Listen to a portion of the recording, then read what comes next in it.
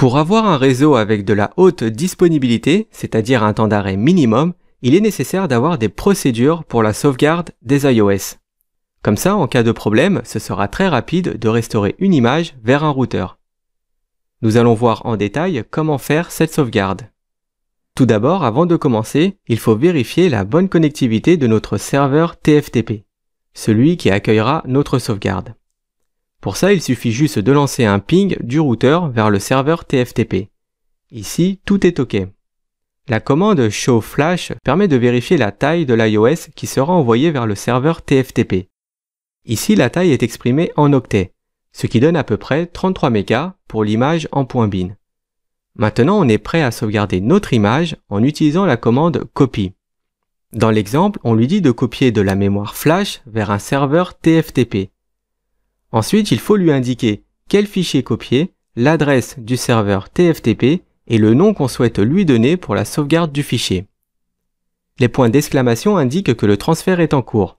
Les dernières lignes montrent bien que le transfert a réussi. Cisco publie régulièrement de nouvelles versions de ses iOS pour corriger certains bugs ou bien pour ajouter de nouvelles fonctionnalités.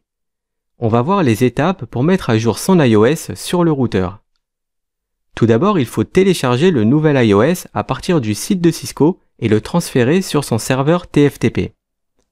Ensuite, mieux vaut être prudent, on teste de nouveau la connectivité entre le routeur et le serveur TFTP. Après, on lance un show flash pour regarder qu'il y a suffisamment d'espace pour télécharger la nouvelle version de l'iOS. Ici, on voit qu'il y a à peu près 221 mégas de dispo. Ça ne devrait pas poser de problème. On peut maintenant copier la nouvelle image iOS du serveur TFTP vers le routeur avec la commande copy. Notre nouvel iOS est maintenant bien présent sur le routeur. Il ne reste plus qu'à lui indiquer de booter sur la nouvelle version de l'iOS avec la commande boot system en mode de configuration globale. Ne pas oublier de sauvegarder la running config sur la startup config et de redémarrer le routeur avec la commande reload. Une fois que le routeur a bien redémarré, on peut vérifier si la nouvelle image a bien été chargée avec la commande show version. Lorsqu'un routeur va démarrer, il va aller chercher sa configuration soit sur un serveur TFTP ou soit à partir de la NVRAM. Le fichier de configuration en cours d'exécution, qui est plus connu sous le nom de la running config, est stocké dans la RAM. Et le fichier de configuration de démarrage, qu'on appelle la startup config, est stocké dans la NVRAM. Il est possible de copier ces fichiers de conf vers un serveur TFTP, très utile juste avant d'effectuer une modification afin de pouvoir le restaurer en cas de problème. Quand on configure un routeur ou un switch, on travaille sur le fichier de la running config. Pour éviter de perdre toute modification au prochain redémarrage de l'équipement, il est important de ne pas oublier de sauvegarder la conf vers le fichier de la startup config avec la commande copy. Soit on fait un copy running config startup config ou bien un copy system running config vers nvram startup config. Si on veut copier le fichier en cours d'exécution sur le routeur vers le serveur TFTP, il faut faire un copy running config TFTP. Dans l'autre sens, ça donne copy tftp running config. Ça marche aussi pour le fichier de la startup config. Et la commande copy startup config running config permet de copier la conf de démarrage du routeur vers la conf qui est actuellement en prod. Quand on se connecte sur un équipement et qu'on rentre en mode de configuration globale, c'est-à-dire après avoir tapé la commande configure terminal, nous travaillons sur le fichier de conf en cours d'exécution, la running config, celle qui est stockée dans la mémoire RAM. Si on ne copie pas les modifications qu'on a faites vers le fichier de la startup config, elles seront perdues lors d'un redémarrage. La commande erase startup config efface le fichier de conf de démarrage stocké dans la NVRAM. Et la commande erase running config supprime la conf en cours. On va maintenant regarder de plus près le comportement de la commande copy.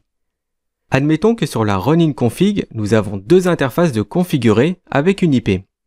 L'interface Gigabit Ethernet 00 qui porte l'IP 172.16.1.1 et la 01 avec l'IP 192.168.1.1. Et que du côté TFTP, l'interface Gigabit Ethernet 01 porte l'IP 10.2.2.1, mais aucune conf n'est présente dans le fichier pour l'interface 00. Si on passe la commande copy tftp running config, eh bien l'IP de l'interface GI01 sera modifiée par la 10.2.2.1, mais par contre la GI00 reste inchangée car elle n'était pas configurée sur le serveur TFTP. Lorsqu'une configuration est copiée dans la RAM à partir de n'importe quelle source, la configuration fusionne plutôt que de l'écraser. Les nouveaux paramètres sont ajoutés et les modifications remplacent les anciens paramètres. Les commandes qui n'existaient pas dans le TFTP et qui figuraient dans la running config restent inchangées. Il faut voir cette copie comme une fusion des configurations ou bien tout simplement c'est comme si on tapait les commandes une par une. Lorsqu'on achète un nouveau routeur, il est préinstallé de base avec l'iOS ainsi que certaines fonctionnalités que l'on peut activer avec des licences. La commande show licence permet d'afficher de nombreuses infos sur les licences qui sont activées ou non par le système. Par exemple, un show licence feature nous montre que seul le package IP base est activé sur ce routeur. Quand on reçoit un routeur, il est généralement livré avec une licence d'évaluation pour la plupart des packages et des fonctionnalités. Comme ça, si on souhaite essayer une nouvelle fonctionnalité, eh bien il suffit simplement d'activer la licence d'évaluation. Et si par la suite on veut activer en permanence cette licence temporaire, alors il faudra en faire la demande chez Cisco ou bien chez un de leurs prestataires qui nous fournira un certificat pour obtenir notre licence. Ce certificat porte l'extension PAC, qui est en fait une clé de licence produit. On peut le voir comme un contrat qu'on a avec Cisco. Activer un package sur un routeur en demandant une licence permanente se fait en plusieurs étapes. Tout d'abord, il faut acheter la fonctionnalité que l'on souhaite débloquer directement chez Cisco ou chez un revendeur. Après l'achat, on reçoit une clé produit qui est plus connue sous le nom de PAC. En général, cette clé est reçue par email. Ensuite, il faut récupérer sur l'équipement où l'on souhaite installer la licence son identifiant unique avec la commande show licence UDI. Ce numéro UDI comprend l'identifiant du produit qu'on appelle le PID. Une fois qu'on a en possession le PAC et l'UDI, il faut générer le fichier de licence. On peut voir ça comme une fusion du PAC et de l'UDI pour donner un fichier en .xml. Pour faire cet assemblage, il y a deux options. Soit avec l'application Cisco License Manager, qui est un logiciel libre, ou soit directement sur le portail des licences Cisco. Et pour finir, il reste plus qu'à uploader le fichier sur la mémoire flash de l'équipement et de l'installer avec la commande licence install. Dans l'exemple, on lui dit d'aller chercher ce fichier dans la mémoire flash et on redémarre le routeur pour que la licence soit bien activée. Si on refait un show licence feature, on pourra voir que notre licence UCK9, qui correspond aux communications unifiées, est bien activée. Cette commande permet d'afficher les licences qui sont supportées par l'équipement. Chaque équipement est livré avec la fonctionnalité de base qui s'appelle base IP et qu'on retrouve sous le nom de IP Basec 9 dans les équipements Cisco. Les autres fonctionnalités doivent être activées par licence. Ce sont des fonctions premium. Il existe en tout 3 catégories de fonctionnalités. On a les données, la sécurité et les communications unifiées, c'est-à-dire la VoIP. Une licence permanente, c'est-à-dire une licence qu'on a achetée, n'a aucune limite de temps sur la période d'utilisation. Avant d'acheter une licence, il est possible de tester la fonctionnalité avec une licence d'évaluation.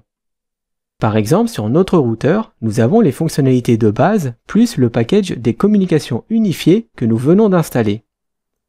Si on veut tester celui de la sécurité, il faudra utiliser la commande licence boot module suivie du modèle de l'appareil et du nom du package. Les licences d'évaluation sont temporaires et limitées à une période d'utilisation, en général de 60 jours. Pour sauvegarder l'ensemble des licences de l'iOS sur la mémoire flash, il faut utiliser la commande licence save. Dans l'exemple, la sauvegarde porte le nom de toutes-licences.leak. Et pour effacer une licence, il faut d'abord la désactiver, puis l'effacer. Chacune des deux étapes demande un redémarrage. On va terminer ce cours par le logiciel de Cisco qui permet de gérer toutes ces licences à partir de leur site web. Avec cette application, il est possible d'organiser et de visualiser ces licences dans des groupes séparés. Ces groupes sont appelés des comptes virtuels. Ce sont des collections de licences et des instances de produits. Grâce à ces groupes, il est possible de les classer par unité commerciale, type de produit ou tout autre service de son entreprise. En gros, ça permet de manager facilement ces licences en les regroupant au même endroit.